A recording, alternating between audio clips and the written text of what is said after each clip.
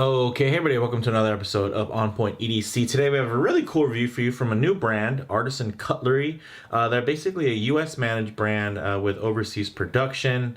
Although the brand itself is new to the channel, the designer of the knife is not. This is actually a Ray Laconico design, and it's really, I feel like it's kind of the sleeper release of the year because he's releasing so many great knives through various different manufacturers.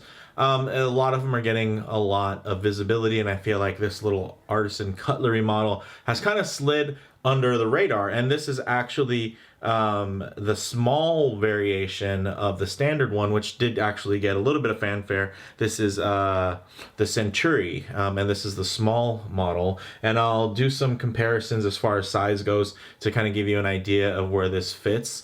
But this thing's cool, man, and it's a front flipper, which obviously is definitely very much in style right now. It's just kind of a fun, different way to deploy your blade, which I think is great. Now, a little bit about this type of product. Technically, this is considered, a titanium frame lock folding knife, which basically is a play on the Reeve Integral style lock. Basically, it's a frame lock. It's an evolution of the Walker liner lock, and essentially it means it has titanium handle with an integrated frame lock. So basically it's not like there's scales on top of it or different things like that, liners. It's actually built into the frame, and that's how you lock the blade in place. So like I said, this is designed by Ray Laconico, and it is definitely the mini version to the full-sized unit. With all that said, let's go ahead and take a closer look. Okay, now before we jump into the full knife review, quick wristwatch check, customary for the channel. I'm actually wearing the Tissot Gentleman Powermatic 80 Silicone, and the reason why I'm wearing it is because this is, I would consider, like a modern gentleman's folder, and of course little gentleman's everyday watch. This is from Tissot. It's their, of course, a Swiss watchmaker from a long time ago, but they're now part of the Swatch Group, which owns, a bunch of brands, everything from Omega to Blancpain, Longines, Rado, Hamilton, Certina, Mito. They own a lot. And essentially, this is kind of their take on like the Rolex Datejust. It's really cool. It has a modern movement in it that gives you 80 hours of power reserve, which is great. And it has really nice accuracy, and it's overall of just a very compelling piece. So definitely look out for the full review on my channel. So that's what's flopping around on my wrist while I review this gorgeous piece from Ray Laconico. Wow. So again, this is a Centauri small.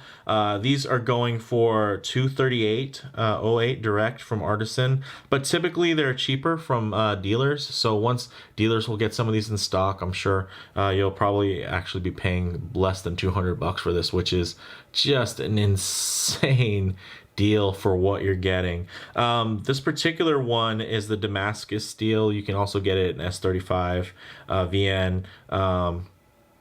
And then I do also have the show scale side. You see that beautiful carbon fiber, and then you have, of course, the titanium frame lock on this side. And it is a front flipper, and actually quite compact, quite handsome. I think it's a really slim knife, which I don't know really comes across as well when you see it in pictures. But this thing is absolutely slim and svelte. Feels really great in hand. It's just something you kind of come to expect when it comes to Ray Laconico's designs, is that they're just really well crafted, very minimalist, and of course, just I think it's just a handsome look. And the nice thing about this is it's actually quite a departure from what you've seen Ray produce very typically. It definitely has more organic lines that kind of go back, I think, to some more of his earlier designs before he kind of went for a lot of more broomstick like very symmetrical designs. I think he's adding some organic flow back into it, and I think it's a great look. I'm really digging the blade shape, the finish, of course, with this Damascus looks great. Super thin. Oh my gosh, this thing is so sharp. Super fine edge there, guys. Just really well done. Now, as far as some of the details, of course, this is Damascus steel. You do get that drop point kind of near leaf shape blade. It does have a high flat ground. It is very, very sharp out of the box. Nice little, maker's mark there. But then you don't get the Laconico here because it's actually quite a thin blade stock. So they actually opted to put it on the back spacer, which is interesting. And then the nice thing is they also do kind of have that flush mounted lanyard hole, basically. So from the side, you're not going to see it. So essentially, if you don't use it, you won't see it. And if you do use it, it's integrated really nicely, which I can definitely appreciate. You do have this titanium matte blasted finish there on the lock side. And then it is, oh man, it's very nicely contoured. You can see that beautiful milled clip, which works really well and is actually mounted high enough to where it does ride really nicely. It's not quite a deep carry clip or anything like that, but it definitely, is not going to be some super shallow carry. This thing rides very deep, and essentially there's a lot that tucks everything away. There's not much that's going to be sticking out of your pocket in this case. So very nice finish as well there on that kind of matte blasted finish, which does give a little bit, I guess, a tiny bit. It's not quite a polished bead blast. It's somewhere kind of in between. And then of course you do get that signature Laconico fuller here, which the light may be kind of hiding.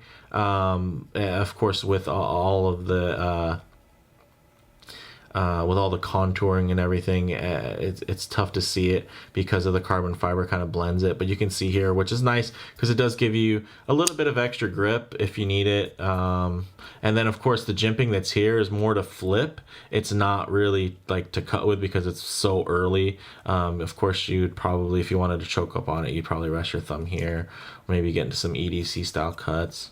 Reverse carries very, very nice because of that nice contour and this nice round kind of butt at the end. Really nice to handle. Your fingers don't search, which is very nice feature here. And I'm loving the milled clip, and it's contoured really nicely, just to kind of give you guys a little bit of a kind of overall look at it. Now, the overall length of this is very pocketable at just 6.73 inches. The blade length is just under 3 inches at 2.87, and it's only 2.7 millimeters thin, so this thing is nice and slicey. Close length is under 4 inches at just 386, and then the weight is only 2.1 ounces, so this thing is quite light. Really, really nicely done. I gotta say. So just some comparisons. Now when it comes to front flippers, you guys know I love my Pena X series, and you can see here size wise very similar. If I take it this way so that there's no distortion from the way the angling on the lens is, you can see actually very, very similar in shape. Of course, here though, it's going to be a little bit wider. Look at the thinness in comparison there. So quite a bit skinnier there, as you can see. Nice little step in skinniness, but then the footprint is going to be wider, so you're kind of spreading your mass in a different way. And then like another comparison would be, of course, my small Sebenza. You can even get the frame lock. I even have the milled clip. That's from Millet Knives.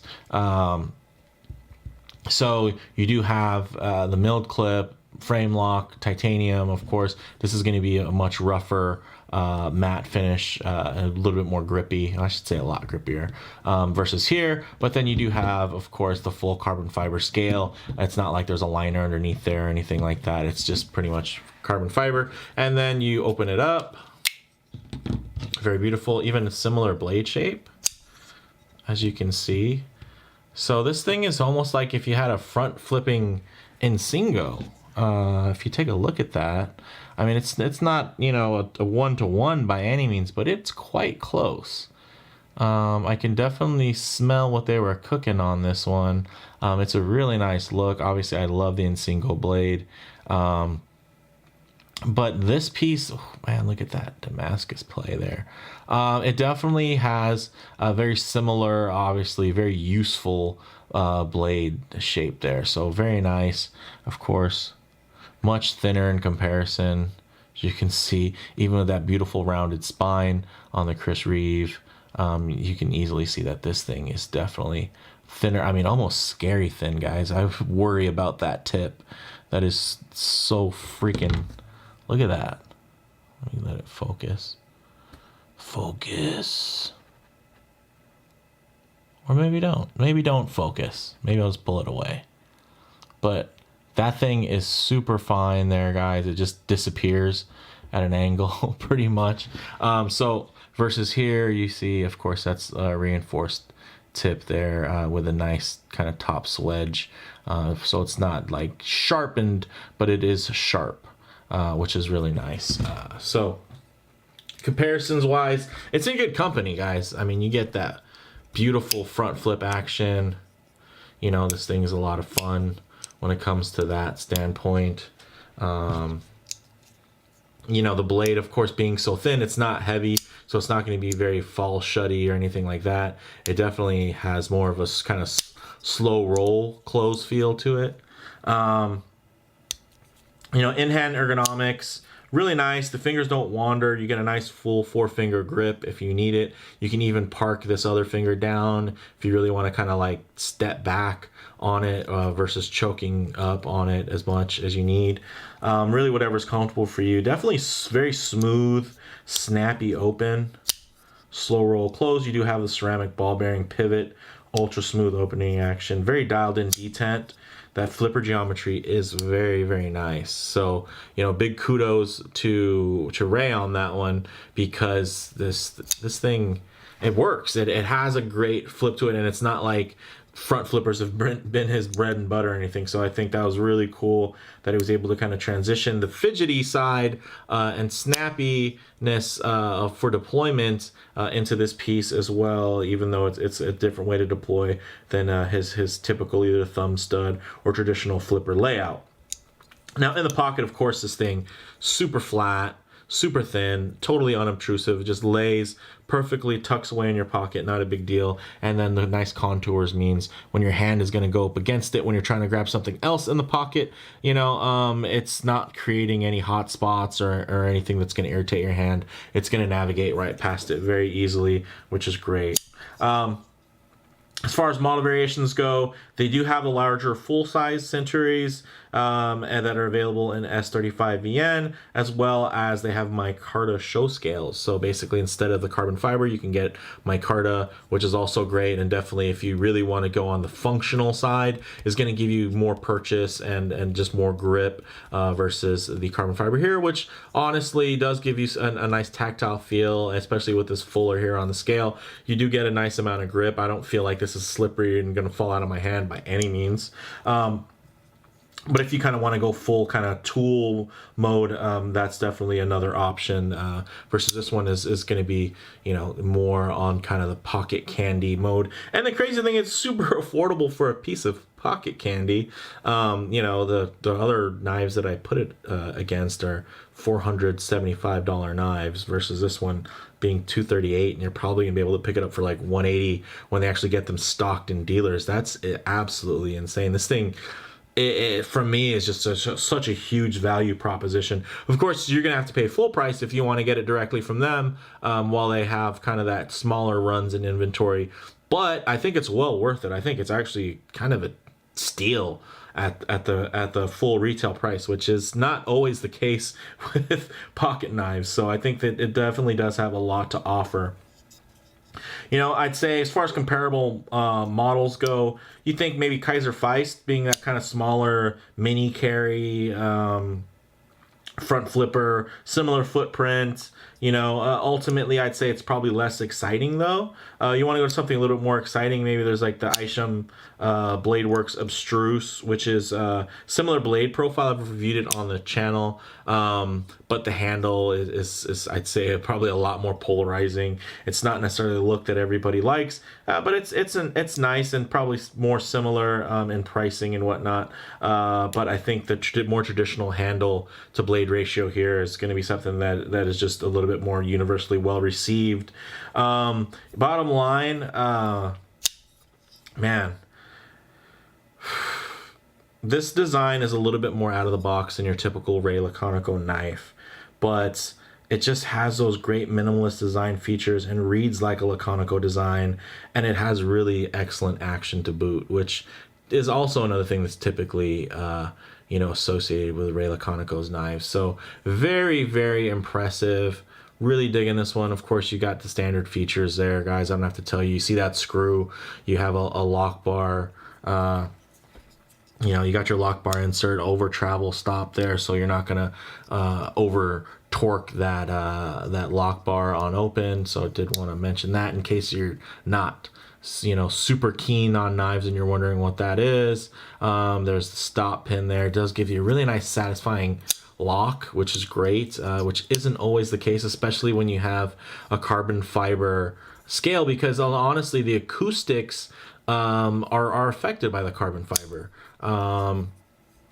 So the fact that it really gives you that very satisfying kind of thwap when you deploy it is definitely a selling point for me. So this thing is really great in hand, great in the pocket, and honestly, it's just a great looking knife, great feeling. This thing is really cool and underappreciated.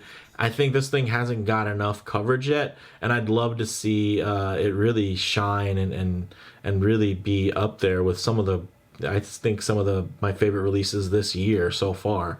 So I'll definitely bring it back for some comparables later on, and just, you know, to kind of recap 2020 and some of my favorite designs. I could probably even do one for favorite Laconicos that are being released, because actually, you know what, real quickly, I could pull this out, right? So this is the EDC Gen 1. The Gen 2 is going to be released soon, and you can see very similar in that footprint again, just slightly different blade there, different take on kind of that drop point, almost near leaf shape. You got the fuller down, you know, milled pocket clip. And Monterey Bay knives really, they do great things with Ray. I'm really looking forward to their 2.0. I'm going to definitely compare it to this bad boy right here. But you know what, probably a nice one would be a comparable to, quickly, to the Yorkie, because the blade shape here is even more leaf-like. Check that out. So again, this one's just slightly smaller in hand, but a little bit more, just way heavier. This thing is obviously being, even with the that milled out there, this is a stout little flipper. So it's pretty comparable, and it just has that, it has Laconico vibe, and I'm digging it. I'm a big fan of Ray's, and for me, this thing is underappreciated, guys. This should have got more hype for the release, especially this new variant at the smaller size, which I think kind of parallels, you know, with the XLC and the EDC 2.0. When it comes to kind of the larger one really setting standard, and then, hey, here's a smaller one that really, I think, answers a lot of people's prayers. So really cool. Let me know what you guys think in the comments below. If you liked the video, please do hit like, and if you haven't already, please subscribe for more content just like this. Thanks, guys.